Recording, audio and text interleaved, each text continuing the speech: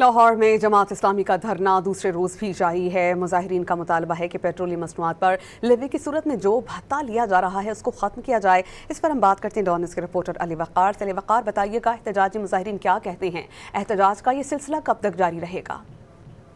बिल्कुल, जमात इस्लामी पाकिस्तान का महंगाई और पेट्रोलियम मसनूआत और अजाफी लेवी टैक्सेस के खिलाफ जो एहतजाजी धरना आज दूसरे रोज भी जारी है। कैसर शरीफ साहब जो जमात इस्लामी के सीनियर रहनुमा हैं, इनसे पूछते हैं। कैसर साहब, कितने दिन की तैयारी कर रखी है और क्या कोई मुज़ाकरात हुए हैं, कोई हुकूमत से कोई बातचीत शुरू हुई है? देखिए, अभी थोड़ी देर पहले अमीर जमात इस्लामी हाफिज नईम और रहमान साहब की ज़ेर सदारत एक अहम इजलास हुआ है।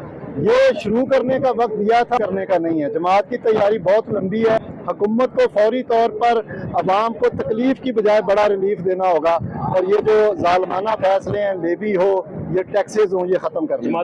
तो हमारे पास कौन सा हल रह जाता है सड़कें बंद करने के अलावा? बिल्कुल, आपने बात सुन ली। इनका यही कहना है कि अमीर जमात इस्लामी जो है वो अपने जो मकसद है उसके हसूल के लिए मुनज़्ज़म है। अभी इजलास भी हुआ है, उसमें भी यही फैसला हुआ है कि हुकूमत अगर 2-4 रुपये कीमत कम करके ये धरना ख़त्म करवाने की कोशिश करती है तो इस दफ़ा ऐसा बिल्कुल नहीं होगा जब तक एक मुनासिब कीमत पर पेट्रोलियम की जो कीमतें हैं वो वापस नहीं आ जाती।